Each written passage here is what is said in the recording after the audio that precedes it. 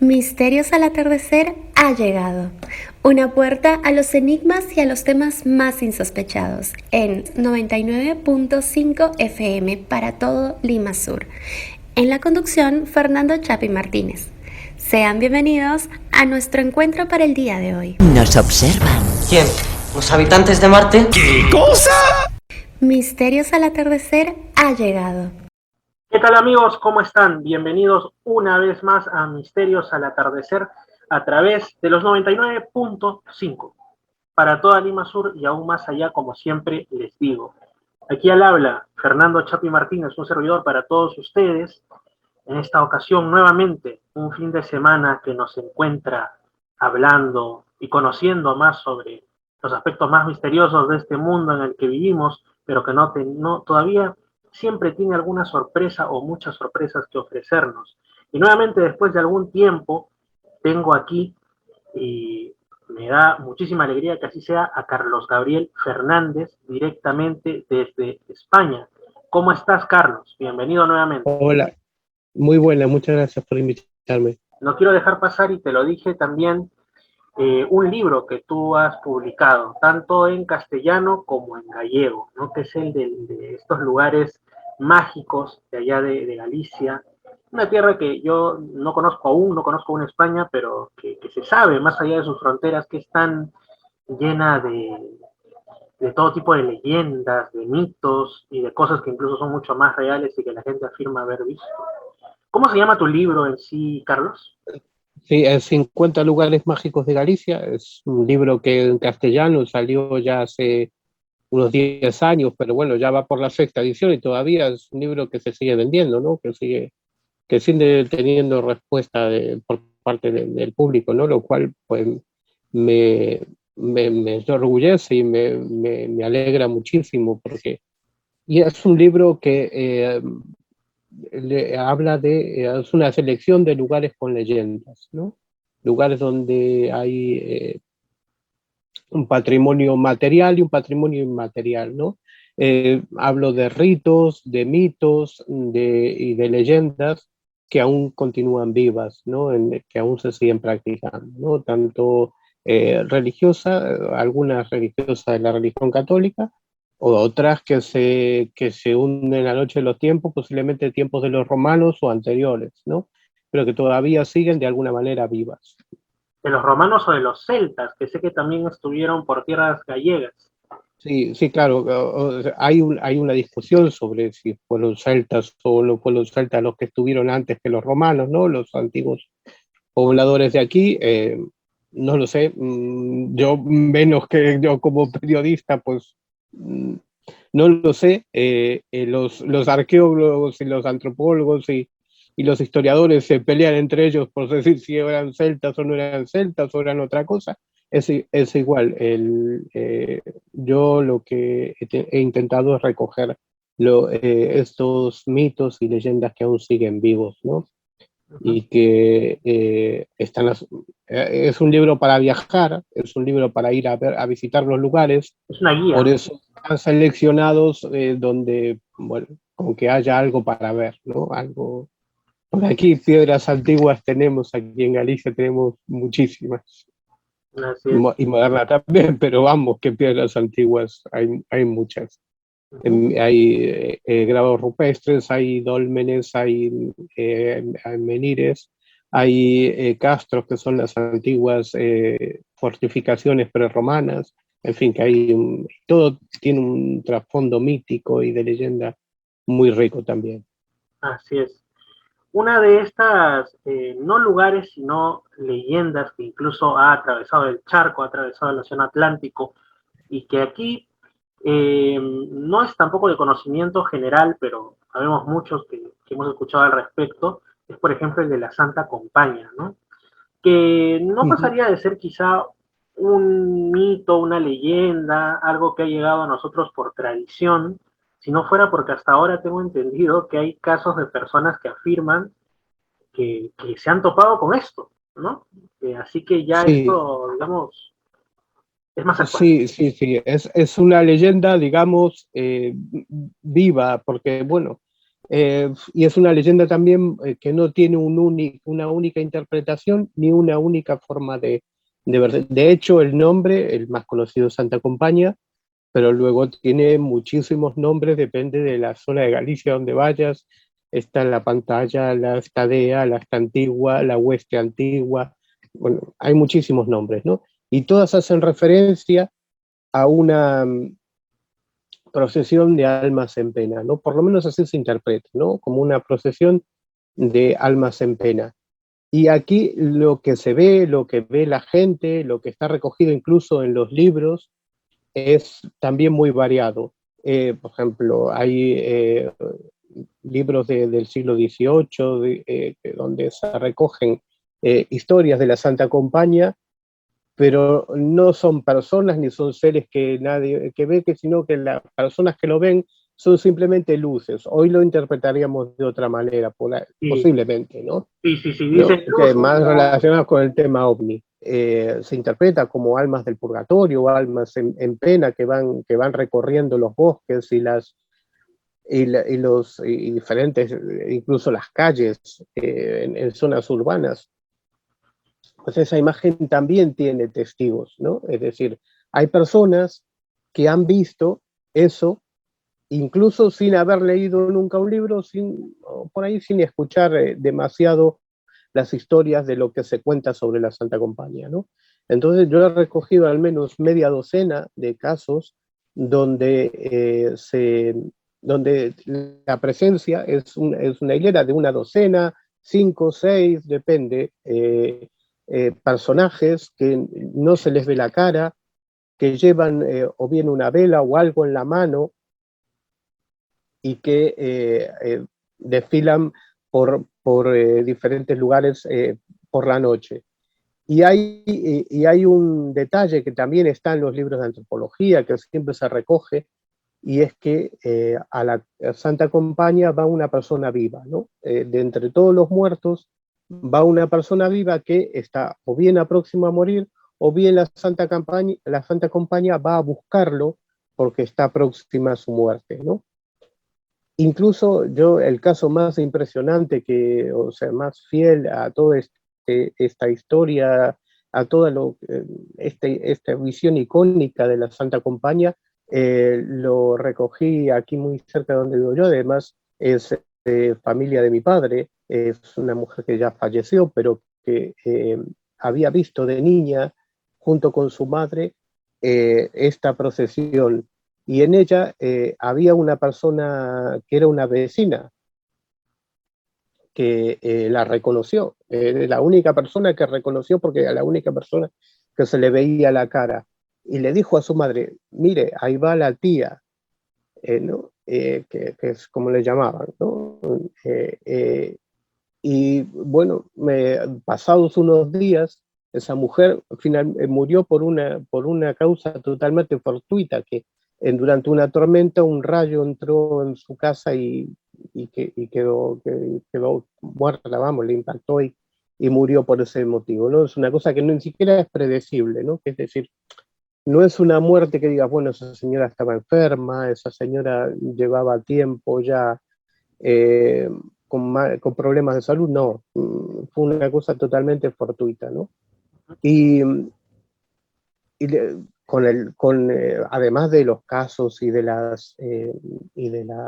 propia imagen de lo que pueda tener la Santa Compañía, si lees un libro de antropología te dirán, pues sí, esto se parece mucho al ejército de muertos de Odín, ¿no? De toda la mitología nórdica, ¿no? La procesión de muertos. De hecho, los nombres que lleva la Santa Compañía, la mayoría hacen mención a eso, ¿no? Es decir, la la hueste hueste antigua, antigua, ganaste. lo mismo la compañía es compañía, ¿no? O sea, que es una compañía de muertos, ¿no? Uh-huh. Hacen, la mayoría de los nombres que tiene la Santa Compañía hacen referencia a eso. Ahora, que ese mito, que es un mito que pudo haber venido, bueno, aunque aquí en Europa, aquí hubo invasiones de todo, o sea, no hay una cultura que esté pura y aislada, ¿no? Aquí, por ejemplo, en Galicia, en el lugar, hubo un reino suevo, caído el Imperio Romano. Los romanos asimilaban todas las creencias de todos los pueblos donde conquistaban y las hacían suyas, es decir, que hay una mezcla de creencias que van desde los antiguos moradores de aquí, a la época romana, los suevos, las invasiones vikingas. Bueno, hay una mezcla total de creencias, ¿no? Y todos estos mitos nórdicos están muy presentes en España también, ¿no? En muchos sentidos, ¿no? Y este de la Santa Campaña también, pero tiene ese componente que no es solo un mito, sino que hay gente que lo ha visto, ¿no? Es un tema fascinante, vamos, en ese sentido. Definitivamente. Fascinante, aunque quizá no tan único, porque no sé, pero por ahí hace tiempo, en una de estas revistas de investigaciones del misterio, leí que también había sido reportada, muy escasamente, pero también, la Santa Compañía o algo similar en otros países. Lo que a mí me llamó la Sí, atención es que todos eran países hispanos. Todos eran países donde sí, de una u otra manera pudo haber llegado la cultura sí, española y más sí, concretamente gallega. Entonces, sí, sí, sí. Pero, y bueno, digamos que este mito está muy presente en Galicia hoy en día, pero si vas a siglos atrás, la hueste antigua era un mito que estaba en toda España, ¿no? Y después es verdad lo que dices, hay casos recogidos, por ejemplo, un amigo mío, Miguel Pedrero, recogió un, de un excombatiente sandinista que en la selva de Nicaragua vio algo que él no le llamaba la Santa Compañía, ni sabía qué era, pero que la estética, digamos, que la forma, lo que se presentaba, era esa procesión de muertos, ¿no? Esa procesión de seres encapuchados que ellos temieron que fueran la contra nicaragüense. Claro, ellos estaban en guerra en ese momento y vieron pasar esta hilera de personajes, ¿no? Con la misma estética de lo que aquí conocemos como la Santa Compañía, pero que allí no le llamaban, no tiene se nombre, le de hecho. conocía, claro. No tiene nombre porque no es algo habitual. Entonces, es un mito que sí, es verdad, existía en muchos lugares y que aquí pues ha quedado ese, esa, ese, esa idea, ¿no? Y que sigue habiendo casos, pero que era un mito mucho más extendido, ¿no? Y puntualmente y curiosamente también se ve en otros países, supongo que hispanos, no tengo referencias de otros países, ni siquiera de otros países europeos, realmente, por ejemplo, si el mito del ejército de Odín se ve en los países del norte de Europa, no tengo referencia. Pero sí es verdad que esta mitología, toda la mitología en general, muchas veces se conserva o hay personas que aseguran haber presenciado esos mitos incluso sin conocerlos, ¿no? Lo que lo hace todo esto mucho más interesante. Así es, mucho más interesante y más difícil de explicar de una manera Sí, racional o exactamente. medianamente racional. Sí, sí, Porque claro, lo podríamos ver desde un punto de vista antropológico como una especie de contagio cultural, llamémosle así, ¿no? O sea, como que, sí, bueno, es un mito que ha pasado de un lugar a otro y se ha conservado residualmente, no sé, en algunos puntos, mm, pero donde más ha pervivido es en Galicia, pero corresponde a una misma cultura de una u otra manera. Pero una cosa es claro, eso y otra cosa es que la gente no sea la historia que le contó el abuelo o que le pasó al primo de la amiga de la otra cuadra, sino que ellos afirman que lo han visto. Entonces esto ya no es un sí, tema sí, cultural, sí, es un sin duda. tema de visión de una realidad concreta, o por lo menos una realidad que le pareció tan tangible al testigo, ¿no? ¿Qué otros casos, Sí. qué otras eh, situaciones, leyendas, asuntos mágicos, como el nombre de tu libro, te parecerían interesantes de compartir, de Galicia? Por ejemplo, hay un lugar que yo creo que es de los pocos o único, no me he encontrado, por lo menos aquí en España, no conozco ningún otro, y que está incluido en el libro, que es un conjunto de piedras naturales que está en un lugar, en un monte, el Monte do Seixo, más o menos en el centro de Galicia, y que esta forma tiene una peculiaridad, que es una formación de granito natural, que tiene una forma de puerta, porque tiene una hendidura y tiene una piedra como que cerrando el Claro. sitio, y tiene el tamaño más o menos de una puerta. Y este lugar se llama Portalén. Esto en gallego es Porta ao alén, o sea, puerta al más allá, ¿no? Y hay un rito muy curioso que comenzará en breve, porque debe hacerse en solitario en el mes de noviembre, y hay que cruzar la puerta, eh, llevar una ofrenda, según la tradición, que puede ser una vela, puede ser un trozo de pan, puede ser un poco de vino, una ofrenda para las personas que viven en el más allá. Una vez hecha la ofrenda, se hace una pregunta, y es un lugar aislado, ¿no? Donde sopla mucho el viento, un lugar alto, ¿no? Y dice la tradición que la respuesta a la pregunta que hagas, pues viene como modulada en el viento, ¿no? Que la escuchas como un susurro en el viento. Uh-huh. Una vez que hayas escuchado la respuesta, es obligación dos cosas: volver a cruzarla por donde entraste, y guardar el secreto De lo que te han dicho. de lo que te han dicho. Bueno, esto tiene muchos paralelismos, ¿no? Con el mundo celta también, ¿no? Sí, O sea, sí. Y no solo eso, sino que has mencionado que se dice que esta tradición ha de cumplirse en noviembre, es decir, que en cuestión de días o semanas, algunas personas lo harán. Y en segundo lugar, sí, ¿qué hay en noviembre? Primer día, el Día de los Muertos, y con todas esas cuestiones, exactamente. no solo... Claro, decía, claro, porque tenemos que tener en cuenta que esta es la época en que empieza el Samhain, ¿no? Digamos, la estación oscura dentro del mundo de los celtas, donde se abre la puerta entre los vivos y los muertos, ¿no? Aquí también existe una tradición parecida, aquí desde hace unos años especialmente, se le llama Samaín, ¿no? Tiene ese paralelismo con el Samhain, y hay muchas tradiciones que están en la cultura gallega que son muy parecidas a la de las culturas celtas, ¿no? En todo caso, este lugar para mí es único, porque es un lugar donde teóricamente tú puedes ir a comunicar con personas fallecidas, ¿no?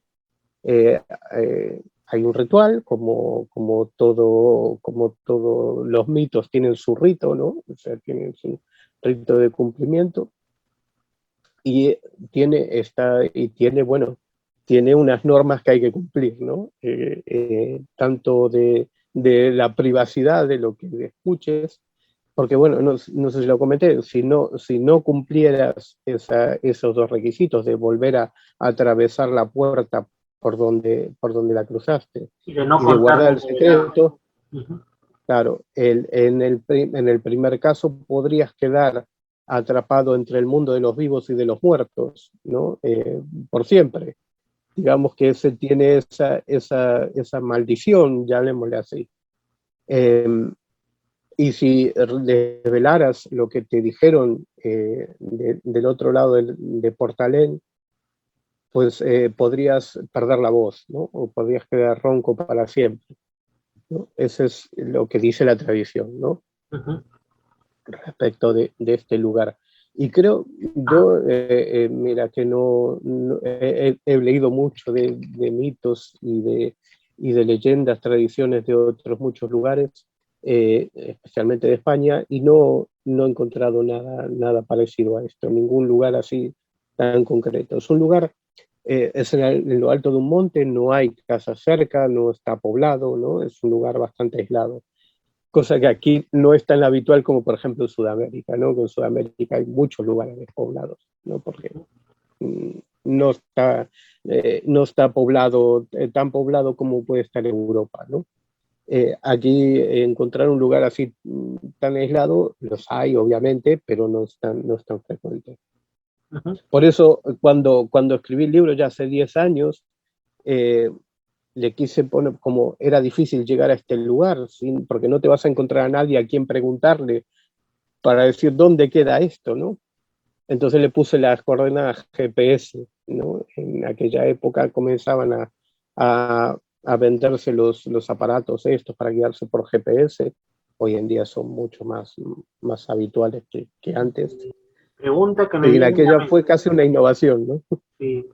Pregunta que me viene a la mente. En esta zona de Portalem, muy aparte de, aunque suene a redundancia, del portal hacia Mm. el inframundo, según nos dicen, hay otro tipo de fenomenología. Creo que sabes a qué quiero llegar. O sea, sé que no hay gente cerca, pero personas que aseguren haber ido han observado, no sé, Sí, algo mira, raro en los cielos, extrañas cuestiones espaciotemporales que se hablan de estas zonas sí, portales. ¿Sí? vamos a ver. Hay la persona que hizo la investigación de este tema, que lo conozco, es amigo, es Carlos Soya, que hizo recogida de todas las tradiciones de esta montaña mágica. Con el tiempo, cuando Portalense hizo algo conocido, era totalmente desconocido en aquella época, pero cuando se hizo conocido, mucha gente le fue contando cosas que le han sucedido.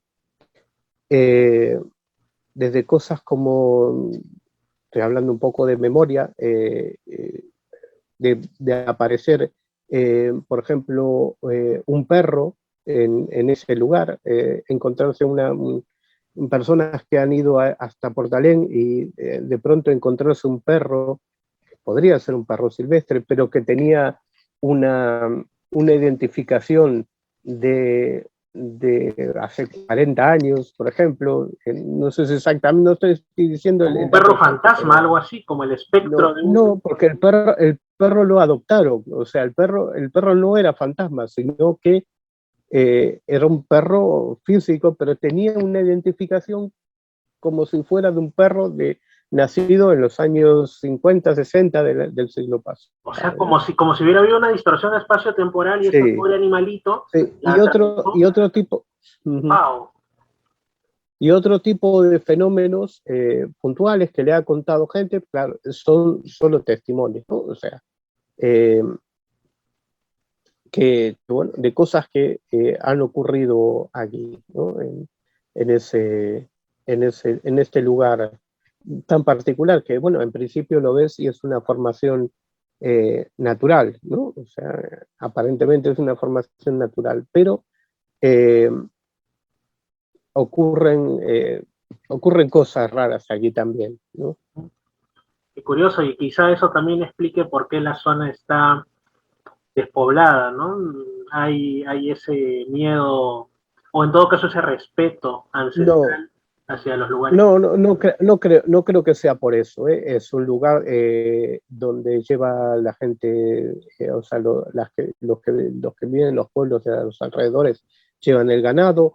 Hoy en día hay una construcción de eólica, de generadores de electricidad eólicos. Eh, no es tan, digamos, agreste como lo podría ser hace 40 años, ¿no? Pero ese es un lugar vamos, muy particular sin duda, ¿no? Qué interesante, me recuerda, aquí en Perú también hay algunos portales muy curiosos, ¿no? Quizá el que ha trascendido más a nivel de otros países es el que está cerca del lago Titicaca, llamado alternativamente Aramumuru o Jayumarca, Caballo Cansado, Puerta del Diablo, le llaman otros, donde también se han reportado fenómenos curiosos, vamos a decirles así, ¿no? Eh, es extraño, ¿no? Coincide, nosotros vemos un portal, supuestamente para algunos natural y para otros trabajado por antiguas civilizaciones, y ya el instinto nos indica de que algo ocurre y al final es como que los hubieran puesto ahí justamente para simbolizar eso, ¿no? Para simbolizar que ahí hay un paso hacia otra realidad, o como en el caso de, ahora ya que hemos hablado un poquito de que se viene Samhain, esos lugares, esos tiempos en los que ese, esa pared entre el mundo de los vivos y los muertos, o entre esta y otras dimensiones, se vuelve más delgadito, ¿no? E incluso puede atravesar tanto por los que vienen de allá, como por los que, como ese perrito que contaste, cruzan de aquí hacia quién sabe dónde. Pues sí, sí, sí, sí. Es extremadamente interesante, ¿no? Ya te digo, no conozco por aquí, por esta zona, un lugar así como este, ¿no? Con esa carga tanto de fenomenología como las tradiciones que cuentan sobre este lugar, ¿no? Sin duda el Monte Oseillo es una montaña mágica, ¿no? ¿Algún otro lugar? Estamos digamos, yendo por tradiciones, por hechos y por un lugar también como Portalén, que ya definitivamente es de esos que te dejan sorprendidos, ¿no? Son esos platos fuertes dentro de los 50 que has tocado en tu libro. Y otro lugar que vaya más o menos, que no le vaya a la saga a esos dos, que esté más o menos a ese nivel, que no solo pues sea mágico por las tradiciones, sino también por los hechos medianamente recientes. ¿Qué otro habría? No, ese es digamos, el plato fuerte. Yo siempre que me preguntan, que hablo del libro, me preguntan cuál es mi lugar preferido, digo Portalén, ¿no? La mayoría de los casos o de las historias que cuento en el libro son relacionados con ritos de curación, aguas milagrosas, apariciones legendarias, que no me refiero sobre todo interpretadas como apariciones marianas, eh, piedras que curan, bueno, ritos ancestrales que, como decía al principio, pueden remontarse incluso en épocas anteriores a la llegada de los romanos, ¿no? Estamos hablando de antes del 150 antes de Cristo, ¿no? O sea, Cuando has dicho aguas muchos años mágicas, me he atrás. acordado de otra cuestión que respecto a Galicia leí hace muchísimo y no voy a desaprovechar la oportunidad de consultarte. Por allá, y lo estoy hablando de memoria, forzando la memoria hasta los años 90 en los que empezaba en mi niñez a leer libros y revistas del misterio que justamente venían de allá de España. En una de ellas se hablaba de una especie como de tumbas labradas en la roca, antropomorfas, que estaban en Galicia, y alguna con agua en su interior, y con su leyenda, con sus apariciones. El nombre no lo recuerdo, pero estoy seguro que tú lo tienes en mente. Sí, sí, sí, sí. De hecho, en el libro tengo alguna de estas. Hay muchas tumbas en Galicia de la época de los visigodos. Estamos hablando después de la caída del Imperio Romano, ¿no? Eh, del año 400 o por esas fechas. No se pueden datar muchas de ellas porque no hay restos humanos, simplemente son tumbas que están excavadas en la roca. Aquí hay mucha piedra, ¿no? Tenemos una zona donde hay mucho granito, mucha piedra en general, pero mucho granito en particular. Y muchas tumbas están excavadas en la roca, ¿no? Con una forma humana, es decir, con la cabeza y simulando el tronco y todo, como digamos para excavar lo mínimo y encajar el cuerpo y luego poner una tapa. Estas tumbas normalmente eran de personas que se dedicaban a la vida ascética, es decir, que se retiraban a lugares apartados para orar o para hacer una vida de contemplación, ¿no? Vivían aislados del mundo. Y cuando morían, pues los enterraban así, era una costumbre. O bien, incluso dentro de las iglesias, hay iglesias que están excavadas en la piedra y están estas tumbas hechas en roca.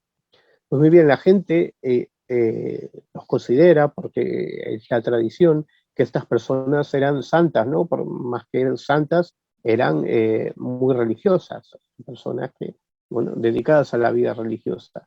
Personas Entonces, legítimas. a veces esas tumbas, en algunas ocasiones, se considera o bien asociada a algún santo, o bien que tienen el poder de una reliquia, es decir, una reliquia, cuando tocas contacto con ella, digamos como que te transfiere el poder benéfico de quien la tenía o quien la usó, ¿no? Por eso tantas y tantas iglesias, aquí en Europa especialmente, están hechas o tienen alguna reliquia de algún santo, porque se considera que eso, digamos, que es un elemento de poder, ¿no? Bien, estas tumbas, hay una que, no hay muchas que tengan agua, pero hay una que está muy cerca del nacimiento de un río, y seguramente hay una filtración de agua y siempre tiene agua, ¿no? Y existe el mito, aquí, bueno, aquí llueve mucho también, ¿no? Hay que decirlo, ¿no? Llueve muchísimo, sobre todo ahora que empieza el otoño, invierno, llueve muchísimo. Entonces, esta tumba, por ejemplo, la de la Gestosa, que es la que incluyo en el libro, está en un lugar también en lo alto de un monte, en un lugar donde no hay casas, donde no vive gente, y está siempre cubierta de agua, ¿no? Hay una ermita al lado y se celebra, digamos, un día al año, se celebra, digamos, una romería donde va la gente a rezar, bueno, a disfrutar también del día, a comer. Las romerías aquí son así, ¿no? Se junta un poco de todo, ¿no? A fiesta, hay música, se baila, ¿no? Y en esta tumba con agua, que nadie sabe cómo se llamaba el personaje que fue enterrado allí, pues se considera que cura los males de piel, especialmente las verrugas, ¿no? Entonces la gente moja preferentemente una miga de pan y se lo pasa por la verruga donde tenga alguna afección de la piel, y considera que se cura. No lo sé si se cura, pero si en todos los casos es así, pero la gente sigue haciéndolo, algún efecto tendrá, ¿no? Algún caso ha de haber que ha Sí, propiciado que la gente mantenga la fe. digamos que, claro, que eso se continúe haciendo, ¿no? Eh, ¿Desde cuándo se hace? Pues es imposible saberlo, ¿no? Pero lo de hay otras tumbas, por ejemplo, en otro lugar, que es en Canicoba, en Pontevedra, donde el acostarse dentro de esa tumba, pues que no tiene agua, esta que digo, no tiene agua, pues te mejora la salud, ¿no? Según la creencia. Y así tantas otras, ¿no? O sea, en las tumbas asociadas a santos concretos, que es una historia inventada, ¿no? Es una historia, por ejemplo, hay una tumba de estas que está asociada a San Vicente. San Vicente no estuvo en ese lugar nunca, ¿no? Históricamente, pero como está la ermita de San Vicente al lado, pues Le a llaman la alguien se le tumba de habrá San ocurrido Vicente, la asociación. de que es la Claro. tumba de San Vicente, ¿no? Y así tantas otras, ¿no? Ujú. Dentro de las cosas que también has mencionado, está otra que me hizo, como decimos aquí, parar las orejas, que es las apariciones marianas, porque como bien sabrás, ahora muchos, y no solamente gente que estemos particularmente ligados a los temas de enigmas y misterios, sino dentro de la propia cultura popular, ya no lo ven tanto como que necesariamente sea María la Madre de Jesús quien se apareció, sino que está ligada más al fenómeno ovni, siendo directos. Así que me interesa particularmente. Bueno, ¿Cómo bueno, qué apariciones recuerdas? ¿Cómo? mira, yo en una época fui varias veces y estuve siguiendo de cerca, tengo docenas de libros sobre Fátima, ¿no? Sobre la aparición de Fátima, que no me queda relativamente lejos, porque bueno, yo vivo muy cerca de Portugal, a 10 kilómetros de Portugal, y tengo una autopista para llegar a Fátima en 2 horas o 3, puedo llegar, ¿no? Y es un tema que me interesó muchísimo porque especialmente hay un episodio, el de, ¿sabes qué? En Fátima son de 1917, desde el 13 de mayo, durante 6 meses, se fueron haciendo seis apariciones. Una de ellas no fue el 13, la de agosto fue el día 15, porque bueno, los niños los habían metido presos para que confesaran, ¿no? Si eso era un engaño.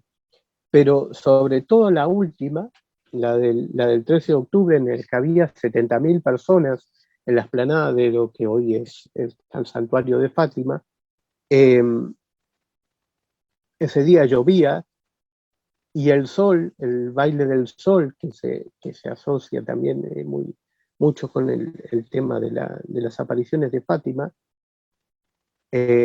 según los testigos, el sol bajó por debajo de las nubes y bailó, ¿no? Bailó, es decir, se movió. Claro, ahí había 70.000 personas. Y no solo había creyentes, había escépticos. En aquel momento, bueno, hay toda una historia relacionada con la política, ¿no? Porque la iglesia había perdido privilegios en Portugal en aquella época y había muchos críticos con esa aparición, diciendo que todo era un montaje, incluso gente que fue para decir, esto es un montaje, esto no hay nada, aquí no hay nada de sobrenatural, terminó diciendo, bueno, el sol sí, bueno, ahí hubo un fenómeno, pero ya lo explicará la ciencia, ¿no? Decían algo así. En fin, que el tema es complejísimo, estamos reduciendo en pocos minutos, pero esa última aparición, el sol, entre comillas, que pasa cerca de un grupo de personas, le seca la ropa que estaba mojada por la lluvia, cura algunos de los que habían ido ahí especialmente a curarse, porque creían que se aparecía la Virgen. Todo ese fenómeno, sobre todo el del último día, se parece muchísimo, muchísimo al fenómeno OVNI. En aquella época, estamos hablando hace más de 100 años, no se hablaba de esto, ¿no? Obviamente. Y después toda la estética de la Virgen, ¿no? Que no es lo que hoy en día vemos como la imagen de la Virgen de Fátima, ¿no? Sino que era una señora pequeñita, de 1,5 metros, tenía no un corazón como se le dibuja hoy en día, sino una esfera, y tenía todo un traje como acolchado, como algo atípico en esa época. En esa época no había ese tipo de vestimentas. Era un traje que no era un manto como suele aparecerse la Virgen, sino que tenía como unas costuras cuadriculadas, como acolchadas, ¿no? Claro, esto visto hoy en día, con los ojos de hoy en día y conociendo pues toda la casuística de los ovnis, pues sí, se le parece mucho, ¿no? Sí. Se le parece muchísimo. Justamente lo que te iba a decir, que quizá para el tema que nos atañe ahora, lo más interesante de Fátima es que pues Galicia y Portugal forman parte de un mismo continuum cultural, no solo lingüístico, ¿no? Sino también cultural. Así que me imagino que habrá habido apariciones marianas en Galicia, tú nos has dicho que sí las ha habido, pero alguna, quizá no tan espectacular, quizá el sol no se puso bailarín, pero sí importante, notable. Quisiera que nos contases alguna de ellas. Pues mira, te voy a decir que no hay ese tipo de apariciones aquí en Galicia, por lo menos modernas, ¿no? Hay apariciones de figuras que luego a partir de esas figuras que se interpretó como la Virgen, pues se crearon santuarios, iglesias y monasterios, pero apariciones modernas, digamos, relativamente modernas, me refiero a los últimos, no sé, 500 años, no hay. No hay ese, salvo alguna cosa concreta. Lo que sí hay son las apariciones personales de la vidente de Fátima, porque ella estuvo, cuando se hizo monja, estuvo en 2 localidades, en dos conventos de Galicia, en Tui y en Pontevedra. Y de hecho en esos 2 ella tuvo unas apariciones personales, solo lo vio ella. y están reflejadas en sus memorias y forman parte de todo el conjunto de creencias de las apariciones de Fátima, ¿no? Pero sí ocurrieron en Galicia, y además otra historia que también dio muchísimo que hablar en su día, que son los secretos de Fátima. Sí. El secreto de Fátima lo escribió ella una vez que aprendió a leer y escribir, que no sabía, cuando vivía en Tui. Tui queda pegado a la frontera con Portugal, ¿no? Está el río Miño y el otro lado es Portugal, ¿no? Ahí estuvo muchos años, bueno, unos cuantos años, y ahí es donde escribió el texto de los secretos, ¿no? Era un secreto en 3 partes, que la última, pues hasta los últimos años de Juan Pablo II no se desveló, ¿no? Y entonces había toda una especulación sobre si era una especulación apocalíptica de lo que era, ¿no? El tercer secreto de Fátima, ¿no? Así es. Pero bueno, apariciones, como te digo, no hay. Hay alguno que dice, bueno, yo vi a la Virgen, pero no tuvo mucho predicamento de eso. O sea, no hubo gente que lo siguiera ni nada, ¿no? No. Y sí, es verdad que hubo, además de estas apariciones, algunos otros milagros, digamos, relacionados también con Fátima. Pero apariciones, más que las personales de Sor Lucía, no hay ninguna reciente. Ajá. Quizá para terminar esta breve pero interesante cuestión del recorrido por algunos lugares significativos y sobre todo mágicos de Galicia, pues no quisiera que esta charla culmine sin tratar sobre, ya recordé el nombre de una de esas piedras curativas, la piedra de Avalar. Una era la piedra de Avalar, sé que hay otras que están ahí cerca al mar gallego, sí, pero tú de esto sabes, yo solo recuerdo cachitos. Cuéntanos al respecto, por favor. Sí, la piedra de Avalar está en Muxía, que es casi el extremo no es el extremo más occidental, pero casi, ¿no? De toda Europa, ¿no? De toda Europa continental. Por Finisterre, digamos, por ahí más o menos. Es muy cerca del Finisterre, sí. Debo conocer es ese lugar donde siempre se dice que los romanos querían ir a ver porque era el último lugar donde se ponía el sol, ¿no? Y donde estaba, más allá del mar, creían que estaba, no solo los romanos, sino todos los pueblos de Europa en la antigüedad, creían que estaba la isla del más allá, ¿no? El más allá estaba más allá del mar, hacia el oeste del mar, ¿no? Donde se ponía el sol. Bueno, el tema. Muxía, que es una costa pedregosa, donde no hay una playa en ese lugar donde estamos hablando. Hay muchas piedras gigantes, algunas con formas caprichosas. Entonces hay 3 piedras que el cristianismo años después vinculó con una aparición de la Virgen María en tiempos del apóstol Santiago. Estamos hablando de casi 2000 años atrás, ¿no? Claro, las primeras décadas de la era cristiana y del cristianismo, antes de llegar al 100. Sí, antes de que se extendiera el cristianismo. Digamos, la idea, que no es histórica, no hay un fundamento histórico, pero lo que se dice es que Santiago, el apóstol Santiago, estuvo predicando aquí en Galicia y ahí tuvo un encuentro con la Virgen María, ¿no? En este lugar. Lo que seguramente pase es que esas piedras ya las utilizaban antes, pero eso no lo sabemos, ¿no? Pero cultos utilizaban con esos fines, el cristianismo después resignifica, que tanto ocurre. Sí, es muy habitual.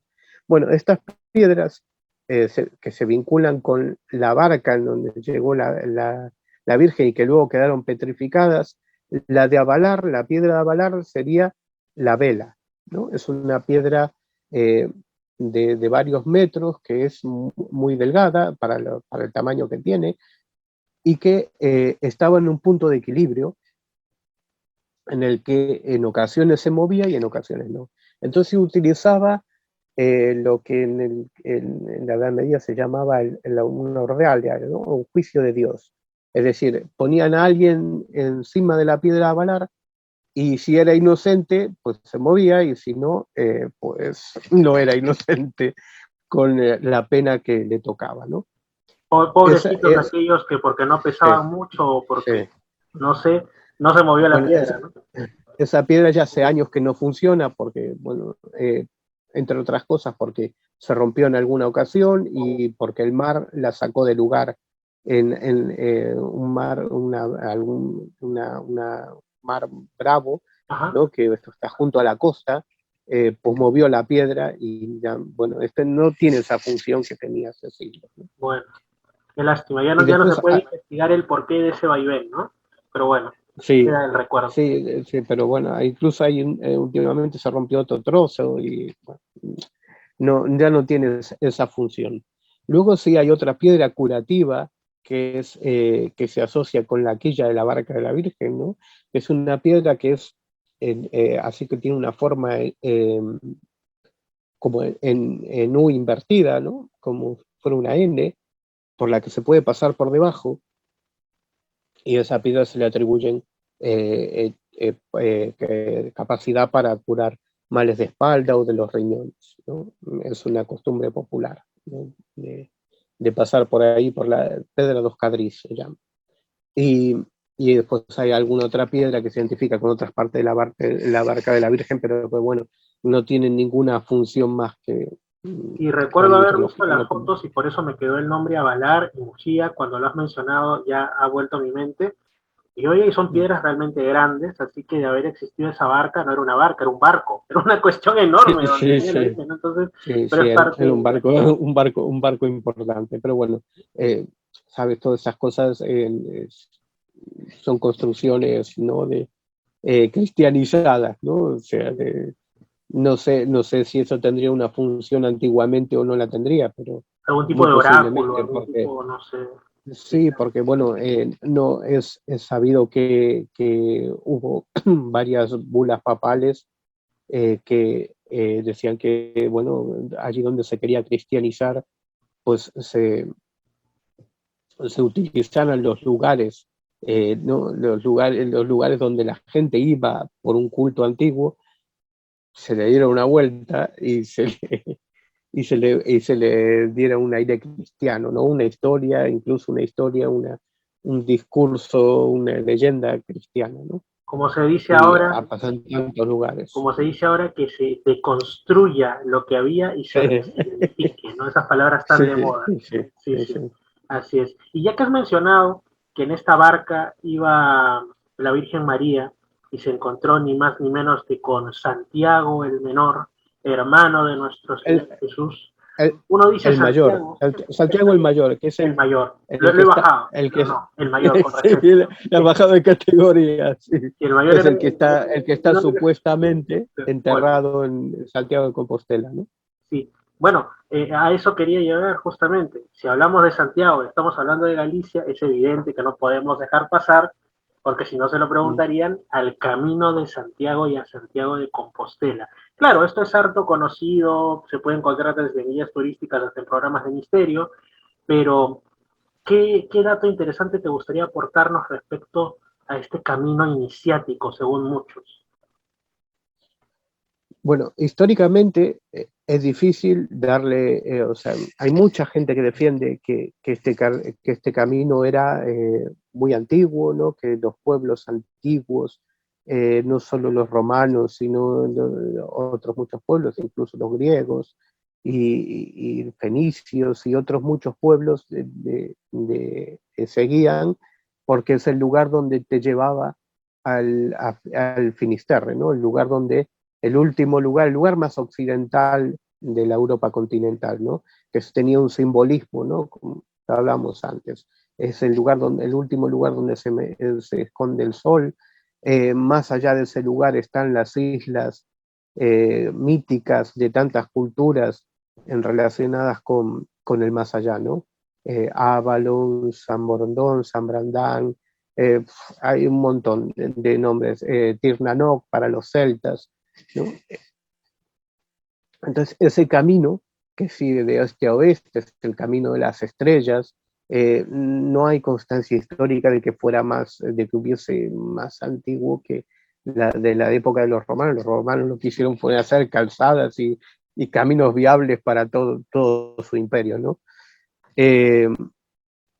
Sin duda, hoy en día sí es un camino iniciático y un camino de diversión para mucha gente, ¿no? O sea, digamos que se ha puesto de moda en las últimas décadas Y se ha vuelto parte el de la Camino de Santiago, ¿no? cultura, no sé si llamarla religiosa, pero cultura pop de la Sí, espiritualidad light, ¿no? Sé que estoy usando dos sí, también, anglicismos en una también. sola frase. Bueno, ellos han influido, sí, los libros de Paulo Coelho, la película de Martin Sheen, en fin, una serie de cuestiones que han promovido bueno, y toda la promoción que ha hecho el gobierno autonómico de Galicia, bueno, que también ha influido, ¿no?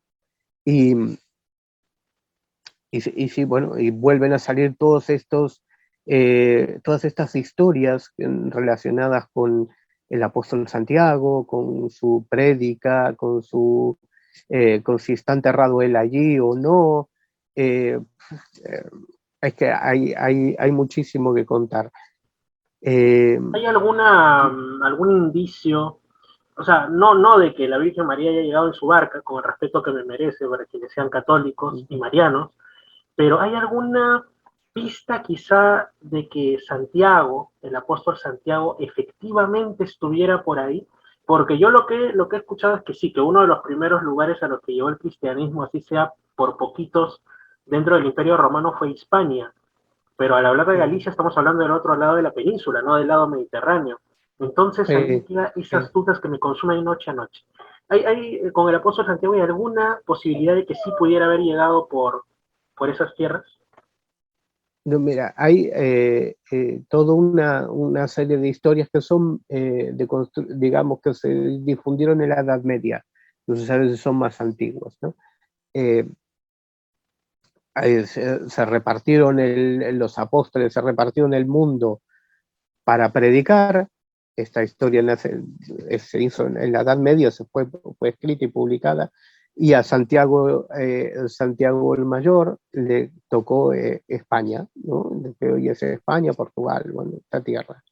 Eh, y había otra premisa, que es que allí donde los apóstoles deberían ser enterrados, allí donde predicaron, ¿no?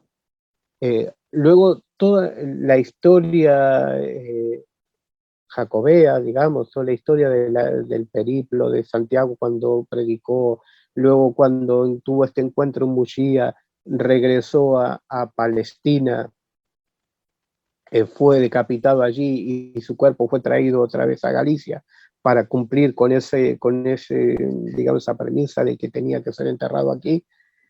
Eh, todo esto no hay más, históricamente no hay nada más que lo que se escribió en la Edad Media, no hay anterior, no hay nada. En cuanto a la tumba, ¿no? A la tumba de donde están los restos del apóstol, hay cuestiones contradictorias, ¿no? Es decir, hay donde está la cripta, tú, si vas a Santiago, está en la iglesia, bajas por debajo del altar y ahí está la cripta donde están supuestamente los restos del apóstol y dos de sus seguidores que trajeron el cuerpo aquí a Galicia. Las excavaciones que se hicieron ahí, las excavaciones históricas, dicen muchas más cosas, ¿no? O sea, hay restos del siglo I, sí, o sea, que coincide, que bien, pero ahí también hay restos de un templo romano dedicado a Júpiter, ¿no? Se sabe que hubo en donde está la Catedral de Santiago, ¿no? Volvemos a lo Aquello, anterior, ¿no? Esos lugares que sí, ya eran sagrados, pero fueron claro, resignificados con sí, el sí, cristianismo sí, sí, triunfante. pero eso hay muchísimos lugares que fueron lugares considerados sagrados para los antiguos y que el cristianismo también construyó sus iglesias encima, ¿no? Es que la Catedral de Santiago no es el único ejemplo, hay muchísimos.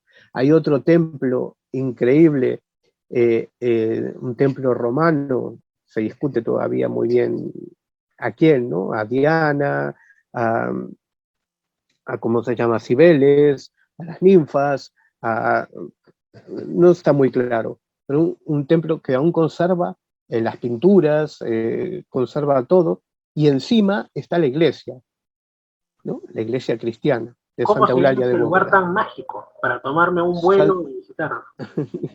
Santa Eulalia de Bóveda, ¿no? Queda muy cerca de la ciudad de Lugo. De hecho, pertenece al término municipal de Lugo. Es, no sé, es un templo que desconcierta a todo el mundo, todos los estudiosos, ¿no? Hay teorías, hay datos, excavaciones y cosas que se saben, pero era un templo curativo porque hay representaciones en la parte exterior donde se ven personas con una persona coja, por ejemplo. Eh, se sabe que fue un templo dedicado a curación de la época del siglo IV, ¿no? Ya de los últimos años del Imperio Romano, pero no se sabe exactamente los detalles porque no hay constancia escrita, ¿no? Más que las pinturas de aves que decoran unas piedras que algunos asocian a un culto a Cibeles, y encima está la iglesia. Por la parte de arriba, vas por la parte de arriba y es la iglesia como cualquier otra iglesia, ¿no? Mira que Entonces, por es aquí en verdad Perú que... hay algo similar. Aquí en Perú, en el Cusco, por supuesto es Claro, muy, muy claro, posterior, está el Coricancha, el Templo del Sol, que era al parecer el templo sí, principal de los incas, y cuando tú caminas por ahí ves las piedras, oh, wow, y pasas un espacio y empieza la iglesia de los dominicos, que cuando la ves desde afuera te das cuenta que está encima, pero también por dentro se sí, claro, entrecruza y claro, claro, es claro. algo muy, muy cristiano, muy Es cristiano. una técnica. Es que sí, es que además tenía una utilidad práctica muy, muy buena, porque la gente ya iba a ese lugar, ¿no? Porque ya era sagrado, entonces, pues, tú le cambias digamos, la advocación, le cambias a quién seguir, y la gente, pues, no le costará tanto seguir yendo, ¿no?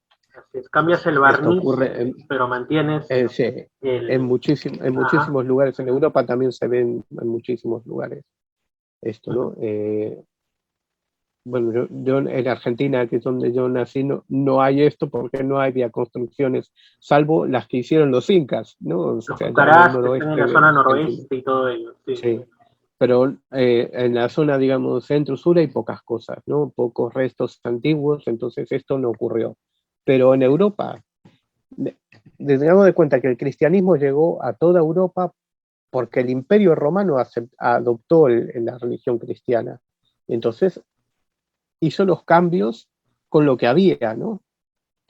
Y entonces te encuentras cosas, por hablar, cosas, por ejemplo, como representaciones de la Virgen María dándole el pecho a un niño, que es una representación de Isis, ¿no? Una diosa que los romanos seguían mucho, vamos, que tenía sabes que los romanos adoptaban todos los dioses allí donde conquistaban. Si el dios era bueno, pues me lo quedo, Nos ¿no? O servirá, sea, así es. sí, sí, sí. Los tipos no tenían ningún complejo en ese sentido. Entonces, cuando se implanta el cristianismo, esas representaciones de la Virgen con el niño son las representaciones de Isis con Horus, ¿no? O sea, que son iguales, que ves en los templos egipcios, y es así, ¿no? Y ya amamantándolo, ya es digamos, la representación perfecta de lo que es la antigua imagen de Isis, ¿no? Y así tantas cosas, pero es normal, eso, yo no sé si fue la iglesia por decreto o fue la propia gente la que adoptó estos cambios, ¿no? Eh, si ahora hay que creer en el cristianismo, pues transformamos esto, ¿no? Y no en Y todos los también sitios fue igual, claro. lo que has mencionado de Isis me hace recordar otro de esos misterios que hay en la península ibérica, que es el de las vírgenes negras, ¿no? Sí, es un tema que yo no he profundizado porque, bueno, como vivo aquí más que nada es donde me muevo y todo lo que, no te voy a decir que no solo que no salgo de Galicia, pero no sabría decirte una opinión sobre la de las vírgenes negras, pero muchas de ellas sí es verdad que están pintadas si le raspas un poco no son negras. Y yo sé por qué, vamos, y no sé por qué esta representación, pero supongo que tendría que ver algo con lo que estamos hablando, ¿no? Así es. Porque la mayoría de las vírgenes negras son románicas, es decir, de un estilo recto, así, están con una cara muy seria, ¿no? No es esa cara, esa representación que vino mucho después de la Virgen María, ¿no? Dulce, Como triste, tierna. como compungida, como, no sé, no, las vírgenes del románico de esa época, ¿no? Las de los primeros años del cristianismo son rectas, ¿no? Están mirando al frente con decisión, con altiveza, ¿no? Y ese tipo de representaciones intuyo que vienen de alguna diosa, si no es Isis, es Sí, de alguna otra, pero Isis tiene, si ves todas las representaciones de Isis con Horus, es así, es la Virgen María, salvo los tocados que pueda tener, ¿no? Que le pueden hacer los egipcios, ¿no? Pero exacto. y ya te digo, Definitivamente, entonces, por ejemplo, en la Catedral de Lugo, ajá, hay una interesantísimo. representación relativamente moderna, no es románica, de la Virgen, y está con un pecho fuera amamantando al niño, ¿no? Que es una representación muy típica de la Isis egipcia. Interesante. Definitivamente, Galicia es pues un lugar mágico dentro de todo lo que hay en la península ibérica, que hay bastante de lo que hablar. Y pues ahora para la gente que se ha quedado con, digamos, mayor interés de profundizar en esto, ¿cómo se puede obtener tu libro de los, no tres, no cuatro, no cinco que habremos tratado hoy, sino los 50 lugares mágicos o mágicos de Galicia? ¿Cómo se hace? ¿Cómo lo obtenemos? Bueno, está en formato digital en Amazon. Bueno, aquí está distribuido, bueno, y en muchos lugares, en muchas librerías de esta de impresión bajo demanda, que ahora es incluso de Perú, no sabría decirte ahora los nombres de las librerías, pero muchas librerías lo pueden encargar y lo pueden tener, sí, sí. Hoy en día es accesible, y formato digital seguro. Así es. Y después tengo un blog también donde hay muchos más lugares así, que es Lugares Mágicos de Galicia.blogspot.com. Ahora mismo entro, lo Mm. revisaré. Tengo un espacio en la Radio Galega donde hablo de estas historias que hablamos hoy, ¿no? De los lugares mágicos de Galicia. Uh-huh. Y con este acento un poco argentino, tú por ahí no me lo notas, pero aquí la gente me lo nota, ¿no? Que tengo ese deseo que me queda después, a pesar de los años, ¿no? Así sudamericano, ¿no? Claro, Ese así es. deseo sudamericano. Y hablo gallego así, y a gente le sorprende, le llama la atención, ¿no? Pero bueno. Qué interesante. Ha sido una conversación muy buena, de las, también, tan como las otras que hemos tenido, Carlos. No, por ahí ya están de madrugada. Así que pues no me queda más que agradecerte y a la gente que lo escuche y o lo vea, pues si quieren saber más, ya saben, el blog de Carlos Gabriel Fernández de los 50 lugares mágicos de Galicia, además de su libro que lleva por la sexta edición. Y si va por la sexta, quiere decir que las 5 anteriores han sido un notorio éxito. Así que invitados quedan a buscarlo, yo también lo voy a buscar. Es más, ya lo pido en breve. Muchas gracias, Carlos. Muchas gracias. Muchas gracias, Fernando. Pronto estaremos hablando seguramente de otros temas como la transcomunicación instrumental que hoy quedó en el tintero o en el pensamiento, como venga mejor hablarlo para cuestiones de radio, pero por hoy ha sido muy interesante. Un gran abrazo, Carlos. Nosotros continuamos con Misterios al Atardecer. Un Salud. abrazo, muchas gracias.